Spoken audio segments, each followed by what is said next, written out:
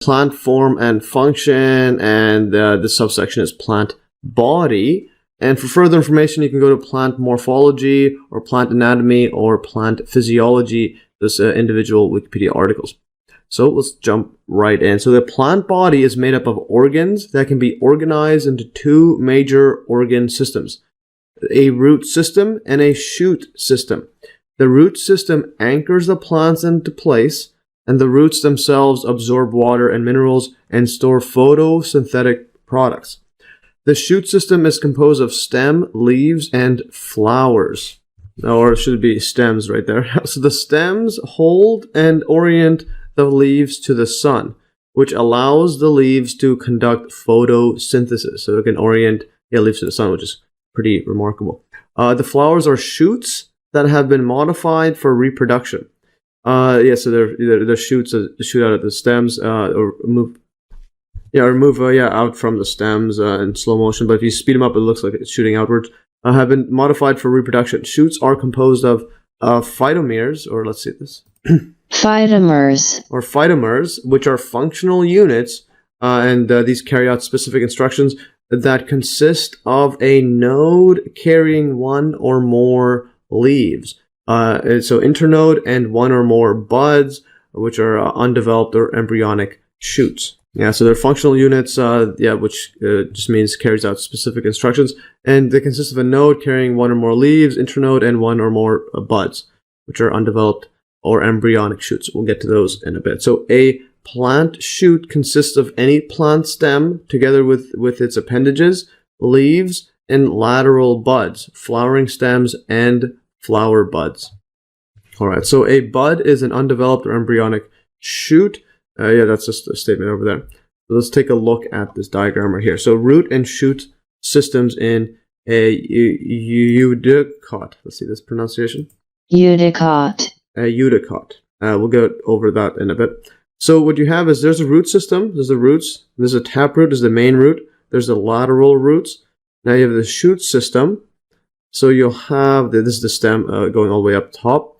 So you have the leaf is on here. So the leaf has a blade and has a pistil, is that leaf stem. And then you have, this is a vegetative shoot that includes all of these. And then this is another apical bud, which is a top bud over here. And this is this is a bud on top of these flower shoots there. And look at in the center here, this is an axillary bud, so it's in between there. And then the internode is this spacing over here between the shoots over there. And let's see what another setup is. And there's a node. The node is each one of these points. So node. Now you have internode is between. Then there's apical bud, which is at the very, this is shooting at the top over there. And this is another apical bud, or apisal bud. I think that's something like that. We'll get to that in a bit. Pronunciation. And there's the stamens and carpels over here for the reproductive system. And there's modified leaves, which are petals, or petals. And then you have the reproductive shoot, which is the entire flower. There's the modified leaves, as opposed to just these regular leaves. So the flower has a modified leaves over here, called petals of the flower. And these are just regular leaves over there. So it's a very, very interesting setup. Let's continue further. So MES note, apical bud. Let's see the pronunciation here. Apical. Yeah, apical or terminal bud of a plant is a primary growing point located at the apex tip of the stem. Yeah, so basically this top one there, but this one says another apical bud. Well, this could essentially, I think it would mean that it could, if it goes bigger, it could be that as well. And then basically this one is the dominant one of this stem over there. Yeah, of the stem. So it's of the stem. It is a dominant bud since it can cause all auxiliary or axillary. Let's see this. The axillary. Yeah, axillary lateral buds below them to remain dormant. So for example, if this grows over here, this can make this one dormant. This is one dormant. This is axillary over here dormant. If it grows into the bud there, so it can make it. It's a very, very interesting setup. Anyways, so let's dive further into this. A taproot. So this taproot is a large central and dominant root from which other roots sprout laterally. This dominant root over there, taproot, and everything else shoots laterally from it. Alright, so continue further. So vegetative shoots consist of stems and leaves. This is vegetative shoot right here. The stems and leaves, doesn't have the flowers there. So let's continue further. And yeah, that is a reproductive shoot. So reproductive shoot goes to flowers. Other one is just a vegetative shoot there with the leaves and stems. A stamen, or let's see the pronunciation here. Yeah, let's press play. Stamen. Or stamen, yeah. I've been pronouncing it stamen the whole time. So stamen, plural stamina. Let's see this. Stamina or stamen. Yes, yeah. Plural stamina or stamens. Or stamens. Yes, it's a stamen. Yeah, the stamen is a pollen-producing reproductive organ of a flower. So a stamen typically consists of a stalk called the filament and an anther, which contains microsporangia. So yes, this is we went over this earlier, but we're gonna keep going further. So a sporangia or plural sporangi, a sporangium or plural sporangia, a modern Latin from Greek sporospore. And this angion vessel is an enclosure in which spores are formed. And microsporangia or sporangia that produce microspores that give rise to male gametophytes when they germinate. And microspores are land plant spores that develop into male gametophytes, whereas megaspores develop into female gametophytes. There's a micro and the mega. And there's the right here the stamens of a hippeastrum. See this? Hippeastrum. Or hippeastrum, a plant right there with white filaments and prominent anthers carrying pollen. Make this a bit smaller. So there's the white anthers and white filaments, and then they carry these anthers, which the anthers carry the pollen there, which is quite remarkable. Yeah, so that creates the pollen / microsporangia, which produce the male gametophytes. Alright, so going further, let's look at over here. This is a gynoecium. If I do the pronunciation here... Gynoecium. This is gynoecium, but I'm pretty sure it's something like gynoecium or gynoecium. I'm just going to call it gynoecium. And this is from ancient Greek over here. Gyne, I think, let's see this pronunciation. Gyne. Or gyne, which means woman. And oikos, which means house. See the pronunciation? Oikos. Yeah, oikos, so house, woman house. Is most commonly used as a collective term for the parts of a flower that produce ovules and ultimately develop into the fruit and seeds.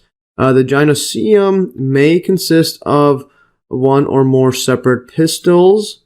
I think that's how you pronounce it. See that testing here? Pistils. Yeah, so pistils. A pistil typically consists of an expanded basal portion called the ovary, an elongated section called a style, and an apical, I think that's how you pronounce it. Apical. Yeah, apical structure that receives pollen called a stigma. So you have the ovary, style is a stem-like tube, and then you have an apical or the top part structure that receives pollen called a stigma. So ovary, style, stigma. Bold this. Interesting. So a carpel is the female reproductive part of the flower, composed of ovary, style, and stigma. So now you got pretty much the same setup here. So pistil is ovary, style, stigma. This one's female reproductive part of the flower, composed of ovary, style, and stigma, and is usually interpreted as modified leaves that bear structures called ovules, inside which eggs ultimately form. Let's see if I've been pronouncing this right. Ovules. Yes, I am. So ovules. We'll get to the difference to the distinction between a carpel and a pistil soon. If a gynoecium has a single carpel, it is monocarpous. See this? Monocarpous. Or monocarpous. If a gynoecium has multiple distinct free unfused carpels, it is apocarpous. Or apocarpous. If a gynoecium has multiple carpels fused into a single structure, it is synocarpous. Syncarpous. Yeah, so a syncarpous gynoecium can sometimes appear very much like a monocarpous gynoecium, which is very interesting. So going further, so the pistils of a flower are considered to be composed of one or more carpels. So that's a key thing. So they're define the same thing. Carpels both have ovary-style stigma, but pistils can have one or more carpels.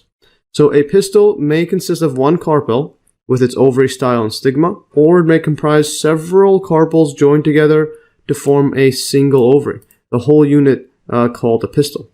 The gynoecium may present as one or more unicarpellate pistils, or as one multicarpellate pistil. Yeah, so the gynoecium is the collective term. So you can have multiple pistils, multiple one or more unicarpellate pistils, or as one multicarpellate pistil, which has multiple carpels. And then, yeah, so the pistils have multiple carpellets. It has, multiple carpels. And then gynoecium can have multiple pistils, or as one multicarpellate pistil. So very, very interesting. So again, it's all just how you define it. So the number of carpels is denoted by terms such as tricarpellate. Let's see this. Tricarpellate. Yeah, tricarpellate, which is 3 carpels. That's very interesting. Let's continue further. So we have figure 2 right here. It's PEDIAA.com. So you have a pistil, but now you have 3 types of it. So A is 3 simple pistils. So you have 3 simple right here. And each one has an ovary, style, and a stigma. And then here you have a compound pistil here. These are fused together here. And now you have 3, but they're separated like that. So that's compound pistils. You have so you have one fused over here, the ovary setup, and now you have 3 pistils right there. 3 styles and stigma. And this one is a pistil here. It looks like it's fused, but I think this one's just one, or it could be fused. So that is again where the part right here, where a syncarpous gynoecium can sometimes appear much like a monocarpous gynoecium, which is a single carpel or carpel, while this one has multiple fused together. So this could be appearing as fused or just one, so it's hard to tell. But anyways, because for example, this one here, so a figure, this is from 24hoursofbiology.com. That might be how long this video is going for. Carpel and pistil right here. So you have the ovary is this part right here where the ovules are and the egg is eventually produced.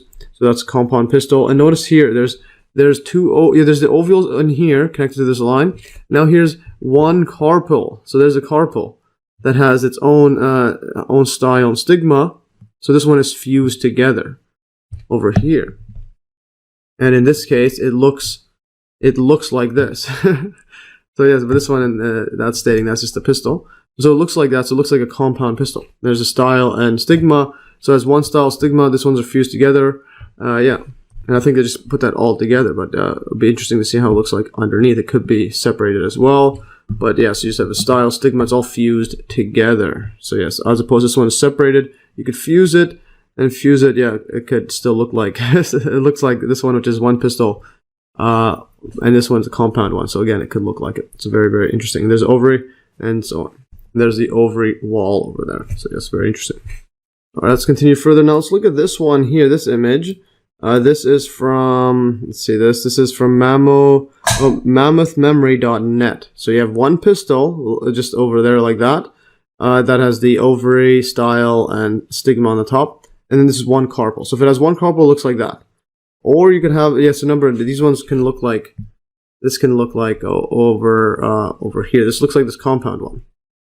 Yes, and then you can have this right here, 3 pistils and 3 carpels. So this 3 pistils are all separated. These are separated. The ovary separated. So that's 3 carpels. Or you can have one pistil with all fused together, and there's 3 styles and 3 stigmas. And then there's 3 carpels right there, all fused together. So very, very interesting. And now you could also have the setup like this, where this is from courses.botany.wisc.edu. This derivation of syncarpic gynoecium. So you have 3 carpels. Yes, you have 3 carpels and 1 pistil, and you get 1 or 3 styles there. So you can have this style where they're all fused together like this, and looks like it's a monocarpous gynoecium. And this one is this one you can see that it's syncarpous because it has this 3 over here. But these ones are still the same thing. There's 3 carpels over there. And then you could have a setup like this. This one is the outside of it. This is connected inside. Yeah, I believe this is just, these are inside it. So these are inside this. So you can have 1 or 3 styles. Yeah, so that's what it's saying. So this goes to here. So you could either have this, or these styles can fuse together into this as well. And then it could look like this one here. So it could look like this. And it could also look like a monocarpous, gynoecium, as we stated here, over here. So a syncarpous gynoecium can sometimes appear much like a monocarpous gynoecium. Very, very interesting setup there. All right, let's continue further. Yeah, and in this compound setup, compound or syncarpous gynoecium, the pistils all fused together into one pistil. And here is a real image of this one's cross-section through the ovary of a narcissus. You see this? Narcissus. Or narcissus, plant showing multiple connate or connate or united at birth. Connate. Yeah, connate, which just means united. Carpels, which is a compound pistil. So you have a bunch of carpels fused together, which is called a compound, which is considered a compound pistil. Fused along the placental line where the ovules form in each locule. Yeah, and this locule just means a small cavity inside an organ, etc., or a plant like this. So that's opening there. And these are the ovules connected on this placental line. And in flowering plants, placentation or placentation? Placentation. Placentation is the attachment of ovules inside the ovary over there. Yes, very, very interesting. So the ovary is fused setup over here. Yes, this whole thing is considered the ovary, and it's all just fused 3 different ovaries together, fused into one.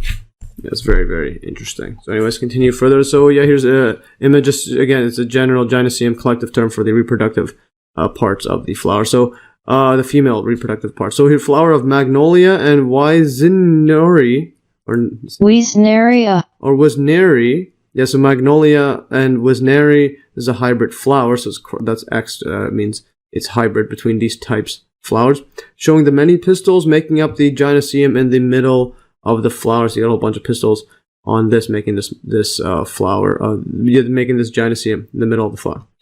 And so here's another diagram. We can go over all these. So a syncarpous gynoecium in context, the gynoecium, whether composed of a single carpel or multiple fused carpels, is typically made up of an ovary, style, and stigma, as in the center of the flower. So here's the center of this flower. So this is a syncarpous that has 2 of those ovary cavities there connected.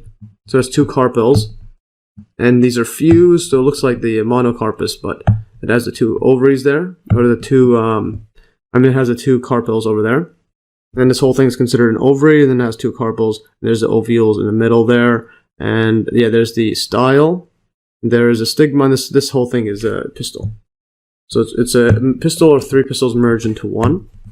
Yes, and this is a mature flower. And then this other part of this flower there, that's a petal or corolla.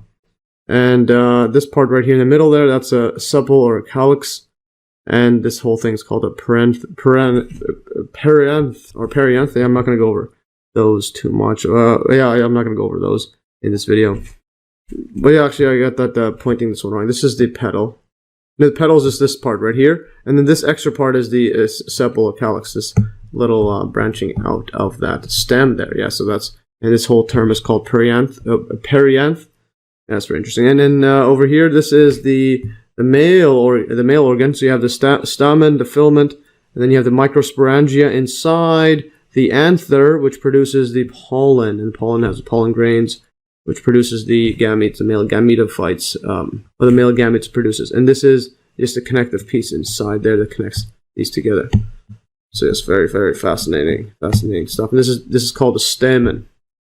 Anyways, let's continue our journey further. So a plant body has 2 basic patterns. You have apical basal, top and bottom, and radial axis laterally. That has been been established during embryogenesis or process after fertilization to produce a fully developed plant embryo.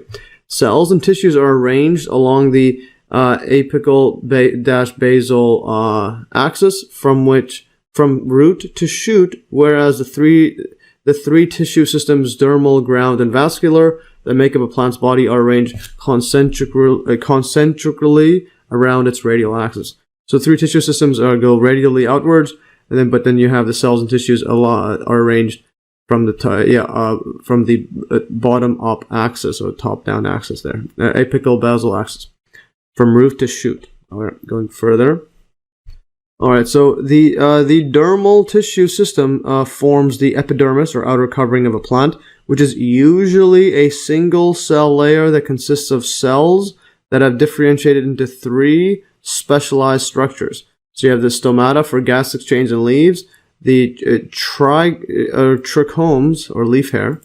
Trichome. Yeah, trichomes, or leaf hair for protection against insects and solar radiation, and root hairs for increased surface areas and absorption of water and nutrients. Yeah, so this is the dermal tissue system forms the epidermis, or outer covering. And it's usually a single cell layer. It's very, very interesting. So here's that stomata again that we went over earlier. So magnified leaf stomata, schematic, open and close. So this is, just put it here. It's from shutterstock.com. So you have this over here, and it opens up, and then CO2 can go in. It's an open stomata, and you can have a closed one, and either release, so H2O can't go in, or oxygen can't go in, or it's used to expel it, and then, use that to expel as well, and then you close it up. So that's closed, opened. Yeah, and you could use it to even absorb CO2 and remove, H2O and O2. Now here's those leaf hairs we were talking about. So flower bud of of this right here, let's just play this. Capsicum pubescens. Oh yeah, Capsicum pubescens, plant with many trichomes. Yeah, you can see all those little hairs there. So remember, the trichomes or leaf hair, and so it protects from insects as well as solar radiation, which is quite interesting. Yeah, so that's some interesting plant hair there. And going further, this is the root hair. This was the root hair. Let's go scroll up to where this was mentioned. Yeah, so root hairs. So root hairs for increased surface areas and absorption of water and nutrients. So you could have this set up here. Let's make this a bit smaller. All right, so figure here. This is from researchgate.net. So root hair phenotypes of L. Japonicus. Or Japonicus, wild type Gifu. Or Gifu left is wild type. And then you have this setup. I don't know if that's a type or not. It's copy and paste. This one, LJRH-L1-1 mutant center. So without that hairs, this wild, this natural type. And then LHRH-L1-2 mutant right. So line. So 6-day-old seedlings are shown. Note the emerging differences in root length between wild type and mutant plants. You can have the wild one right there. Notice all those hairs as root hairs, which is quite remarkable. Now you have a mutation here, which doesn't have those. And this one has barely any. This one has not much. And this is 2 millimeter scale, just to illustrate the size. All right, let's continue further. So the ground tissue makes up virtually all the tissue that lies between the dermal and vascular tissues in the shoots and roots. Yeah, so between the outer side, and then you have the vascular tubes inside, or the transport tissue, and then you have the dermal, just the outer skin or outer covering there. So the ground tissue makes up most of it. The ground tissue makes up virtually all the tissue that lies between the dermal and vascular tissues in the shoots and roots. It consists of 3 cell types. You have this parenchyma. Let's see this. Parenchyma. Yes, a parenchyma. Yes, a parenchyma. Let's see that again, actually. Collenchyma. Oh, let's go back here. So this is parenchyma, collenchyma, and then sclerenchyma. All right, let's try this. Parenchyma, collenchyma, and sclerenchyma. Yeah, okay. So we have parenchyma, collenchyma, and sclerenchyma cells. All right, so it consists of 3 cell types there. Yeah, so let's look at, now this is a very detailed image right here, and so this is a cross-section of a leaf showing various ground tissue types. So yeah, so it's very detailed, just to get some reference of what this is showing. So this is a cross-section of a leaf. So that's key part there. This is the bottom of a leaf, and is the top of the leaf. And so then this cross section, also just to illustrate, you're going back to the ground tissue types here. The ground tissue makes up virtually all the tissue that lies between the dermal and vascular tissue system. So in other words, the ground tissue is basically all the tissue between the outer skin or outer covering and the vascular or the xylem and phloem is vascular tube system.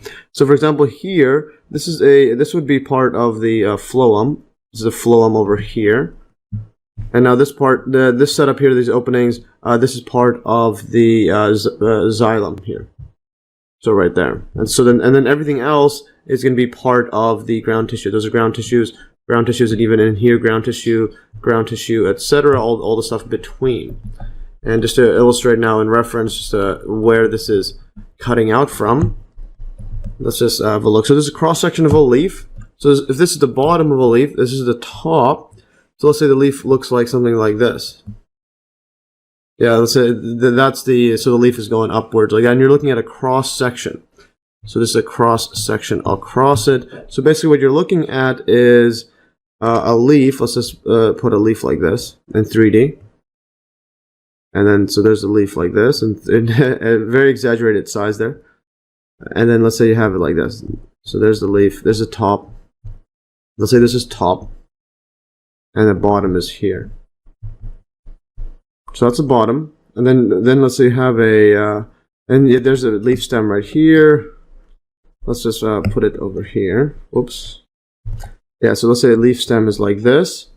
And yeah, so you have a leaf like that. There's the there's the roots inside, and you have the full setup there going upward. So this is the leaf setup there. And so then what you're doing is a cross section across this like this. You're cutting it through this way, and you're cutting it through this way. Yeah, so you're looking at that, and so what you're looking at is over here.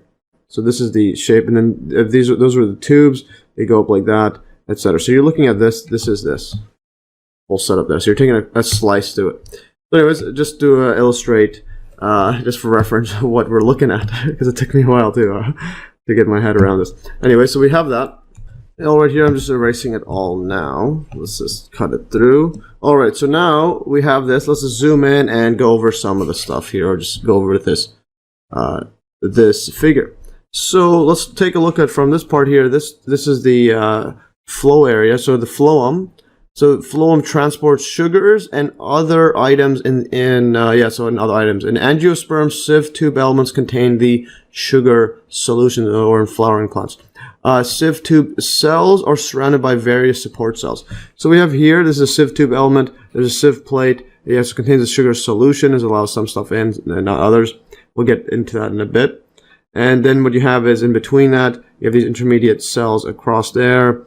And this is, the intermediate cells over here, actually. Then you have this outside around it is a plasmosmata, so yeah, plasmosmata, something like that. Now you have other stuff. This is a transfer cell wall ingrowths as well. And let's see what else. This is a companion cell, has cell nucleus, vacuole, again for support and structure, etc. Now this type of cell right here is a parenchyma.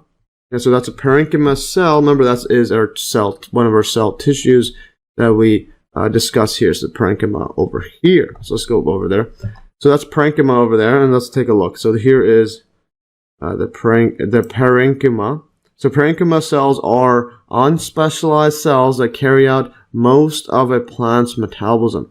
And parenchyma cells with chloroplasts are called chlorochyma cells. Yeah, so if you have chloroplasts inside, then so it's basically unspecialized cells carry out most of the cell's metabolism, as well as support theirs. If you have some chloroplasts inside, you'll call this parenchyma becomes chloroenchyma. Interesting naming. Anyways, yeah, let's continue further, and let's erase this. And now this right here on the support side here, this is a spongy mesophyll, also, or otherwise known as sclerenchyma. So you have the sclerenchyma over there, and remember that's another ground tissue. And let's take a look at this sclerenchyma.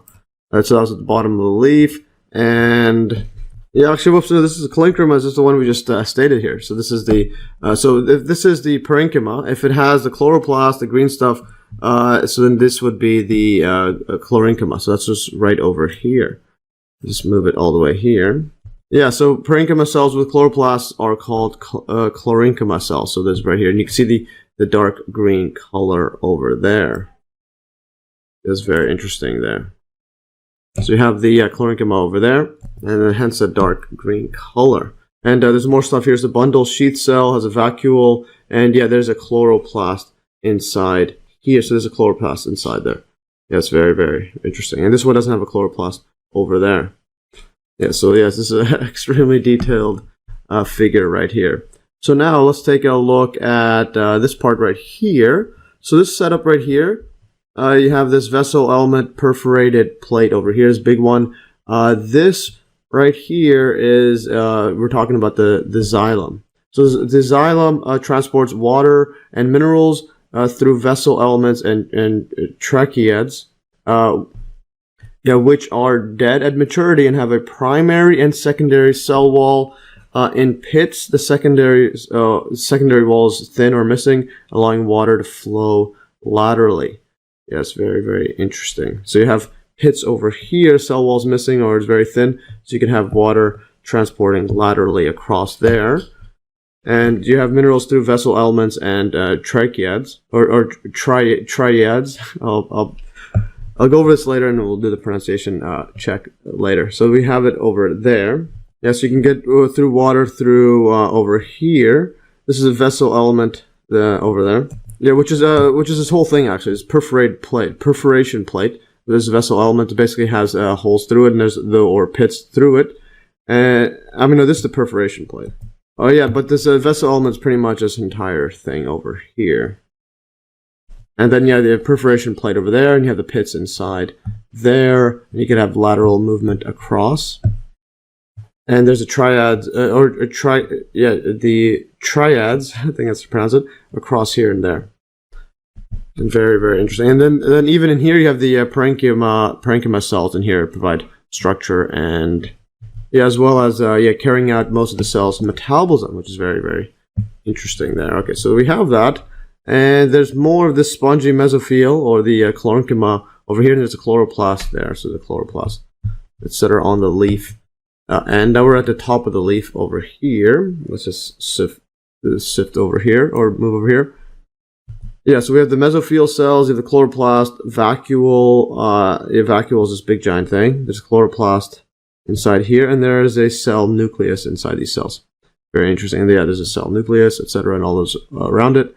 And this is called a palisade mesophyll, or palisade mesophyll, and yeah, but basically similar to these right here, different types. Anyways, let's check this other one out now. This is the collenchyma cell. This is dicot leaves, and we'll go over dicot or dicot leaves later in this video. But anyways, now we have the primary cell wall over there. This is for the collenchyma cell. And remember, collenchyma is also a ground tissue. It's another type of the ground tissue. So collenchyma cells also function as support, though they are living. Because this one is, remember, the xylem is involved with, they're pretty much dead. Yeah, so xylem transports water and minerals through vessel elements and triads, which are dead at maturity. So these are dead. Very, very interesting. All right, let's continue further here. So these ones are here, they're living, but they also function in support there.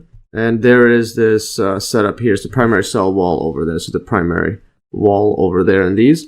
And now if you look at the next setup is this this right here. So for monocote leaves, you'll have this sclerenchyma, sclerenchyma. Yeah, sclerenchyma fiber. And this has primary cell wall over there. The secondary cell wall, there's a lumen of the opening. And here's a zooming in there. Here, the sclerenchyma mainly consists of dead cells that have primary and secondary cell walls, which provide support. So they're dead, but then the collenchyma are living ones that also function as support, even though they're living. And then so you have this primary cell wall, and then you have a secondary cell wall, and you have a lumen inside. Yeah, so very, very fascinating. So we went through all of this and pretty much most of the terms We know. All right, very, very fast. Let's continue further. Let's go over some of the terms in detail here. And let's just move this smaller or zoom in. All right, so we're back. Let's just dive further. So finally, the vascular tissues are made up of two constituent tissues. See the pronunciation here. Constituent. Yeah, constituent tissues, the xylem and phloem. Let's fix this. Yeah, so the xylem is made up of two conducting cells called triads. See this pronounced, or tracheids. Called tracheids. Okay, tracheids. Yeah, so it's tracheids. Actually, I just searched it online, and it's they say tracheids. Yeah, so I think the actual pronunciation is tracheids. Yeah, so tracheids and vessel elements. Whereas the phloem is characterized by the presence of sieve tube elements and companion cells. Yeah, so this is the sieve tube element, companion cells for the phloem, and then the xylem is made up of the tracheids and the vessel elements. You have the tracheids right here, these triangular or tubular setup or conal setups over there, and then you have this vessel element setup over there. Very interesting. So let me just note the tracheids and vessel elements are dead, hollow cells specialized to conduct water from the root. Yes, get water from the root. Very interesting. Tracheids have tapered ends with pits. So this have tapered ends with, yes, it's tapered end like a cone, with pits, while vessel elements have perforated ends or holes. Yeah, to allow water transport. Very interesting. And there's a perforation plate there, so it allows flow through it. Let's continue further here and just take a look at these setups over here. Here's a zoom in of those. So this figure is from, just to compare the difference, bio1903.nicerweb.com. All right, interesting website. So we have here, so we have the xylem right here. So there's a this is how tracheids look like. And so it has a tapered ends and has pits through them to allow a lateral transfer of fluid, etc. And now you have vessel elements look like this. And you can see the big side here, or the big image here. So there's a vessel elements like that, it's bigger like that. And there's the tracheids over here. They taper in, so they're much smaller. There's 100 micrometers scale there, or in other words, 100 millionth of a meter. So very, very small. So tracheids and vessels. So there's the vessel element. It goes through from here to there. Yeah, so vessel elements are bigger. And notice, so openings through them, and it allows flow upwards or sidewards through the holes or pits, etc. These ones are tapered in. So notice how they're tapered across there. They have another setup over there, tapered. Yeah, so vessel elements with partially perforated end walls. Very interesting. And yeah, there's other openings here through it. So there's holes and rectangular holes, etc. And other types of holes. You can see that here. And here's very, very interesting setup. Let's continue further. Alright, so sieve elements are specialized cells that are important for the function of phloem, which is a highly organized tissue that transports organic compounds made during photosynthesis. Sieve elements are the major conducting cells in phloem. Sieve elements typically lack a nucleus and contain none to a very small number of ribosomes. The two types of sieve elements, sieve tube members and sieve cells, have different structures. Sieve tube members are shorter and wider with greater area for nutrient support, while sieve cells tend to be longer and narrower with smaller area for nutrient transport. Yeah, so I'm just going to bold the two types. So you have sieve tube members, the short, wide. Then you have sieve cells, which are long and narrow.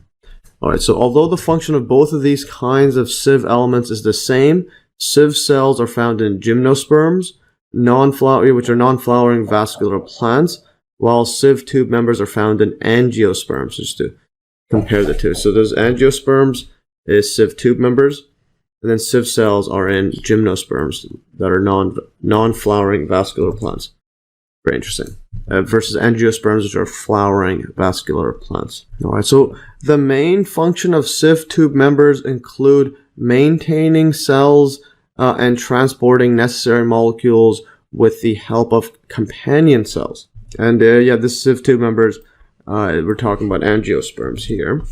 So the yeah, and also has, with help of companion cells there.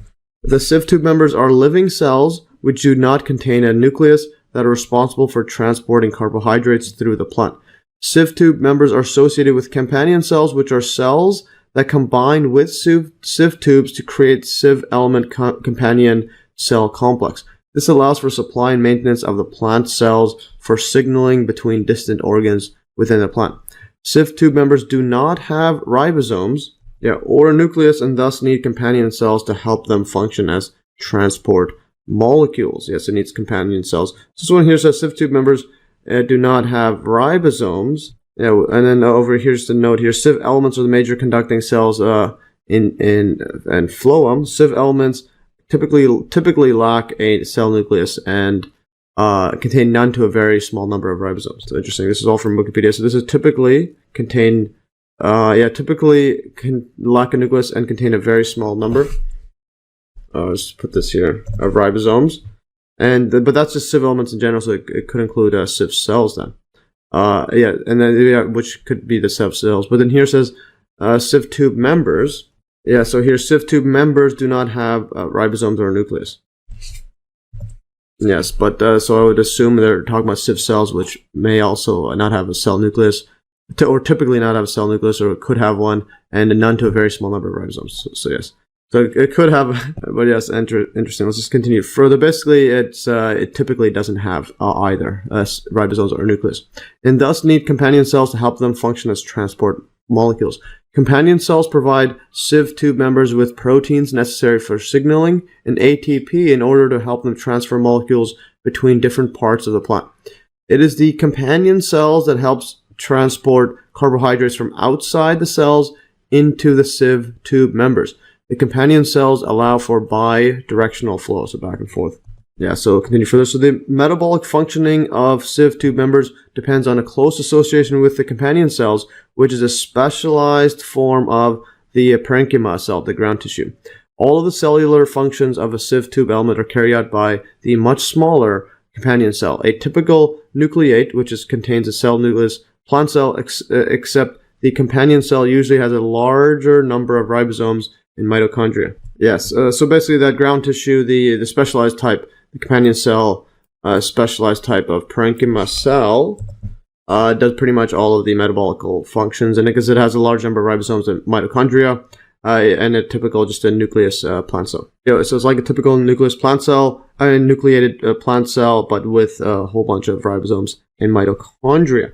And just to illustrate those in the big figure here. So parenchyma over here, they are unspecialized cells that carry out most of the plant's metabolism. And then if you have the companion cell, which is specialized parenchyma over here, and there's companion cell, there's a cell nucleus over here, and there's the vacuole, big blob there. And this does most of the metabolic functions and bidirectional flow from outside to inside to the sieve elements. So there's also these openings over there to allow for lateral flow, and has a lot of ribosomes and mitochondria. So anyways, continue further. Yeah, so sieve tube members tend to be found largely in angiosperms. They are very long and have horizontal end walls containing sieve plates. And sieve plates contain sieve pores, which can regulate the size of the openings in the plates, which with changes in the surroundings of the plant. That's very interesting. So now here's a diagram of the sieve tube members. So sieve tube members form a sieve tube which have sieve plates between them to transport nutrients. The companion cells shown contain a nucleus which can synthesize additional protein for cell signaling. The bidirectional flow of nutrients is shown in the double arrow. Yes, very interesting. So there's sieve plates, there's a sieve tube, this whole thing's sieve tube. There's companion cells that connect between, and you have nutrient transport up or down, and there's a sieve tube member over there. And there's the sieve plate which has holes that allow stuff through them. Oops. Yeah, so which can allow through, and then they can regulate the size of the openings in the plates, etc. You can it can be smaller or bigger, and depending on changes in the surroundings of the cell. So if there's a lot of water outside of the cell, it could lower it. If it wants to lower the water intake, it could get smaller, etc. And if it's not much water, you want to get as much as possible so you can make it bigger. Yeah, or it opens up, regulates how much goes in and out, etc. So anyways, sieve cells. Yeah, so sieve cells, we're now dealing with the more typical gymnosperms setup. So sieve cells are long, conducting cells in the phloem and that do not form sieve tubes. The major differences between sieve cells and sieve tube members is the lack of sieve plates in sieve cells. So there's no sieve plates over here in these sieve cells. They have a very narrow diameter and tend to be longer in length than sieve tube elements, as they are generally associated with this albinous. Let's see this pronunciation. With albuminous Or albuminous cells, which are specialized parenchyma cells, similar to how sieve tube members are associated with companion cells. Yeah, similar to that, sieve tubes are flanked or situated at the sides with albuminous. Albuminous. Yeah, or albuminous. Yeah, let's try that again. Albuminous. I'm just gonna call it albuminous. Yeah, so it's flanked, situated at the sides, so flanked with albuminous cells in order to aid in transporting organic material. Albuminous cells have long, unspecialized areas with ends that overlap with those of other sieve cells and contain nutrients and store food in order to nourish tissues. They enable the sieve cells to be connected to parenchyma, which are the functional tissue in the organs, which helps to stabilize the tissue and transport nutrients. Sieve cells are associated with gymnosperms, which because they lack the companion cell and sieve member complexes that angiosperms have. Interesting. Let's take a look further. So sieve elements, elongate cells containing sieve areas on their walls. So pores on sieve areas allow for cytoplasmic connections to neighboring cells, which allows for the movement of photosynthetic material and other organic molecules necessary for tissue function. Alright, let's continue further and let's look at this figure here. And I quickly paused the video and changed up the figure, the other figure. I'm going to show it later on in this section. So anyways, let's continue further. So this figure is from researchgate.net, and here's a schematic drawing of phloem, sieve, element, end wall types. Yes, and what we have here is, so some angiosperm species have a transverse-oriented end wall. Transverse basically laterally, or perpendicular. Basically, you're cutting out you have a longitudinal section here. You're just going to cut it straight up. So that's a transverse end wall there. Yeah, and this is covered by a single sieve area, SA, and this is denoted by the term simple. Sieve area, just have pores there. While others have inclined end walls with typically between 2 and 20 sieve areas, and this is termed compound. And this is inclined ends, just to illustrate the differences here. And yeah, these are end wall types to illustrate this, because it's pretty important when you're comparing different sieve. Yeah, when you're comparing different sieve element or sieve tube members versus the other sieve cells and so on. So we have here angiosperm simple, and this is a LSA is a lateral sieve area, and then you have this on the top one there, just a sieve area, and there's SP is sieve pores. We'll get to those. So this one is a lateral or a transverse end wall, or you can have a very steep one like this, so very steep, and you have a whole bunch compounded together. You have between 2 and 20 sieve areas there, a whole bunch of sieve areas all compounded over there, and there's also some lateral sieve area over there.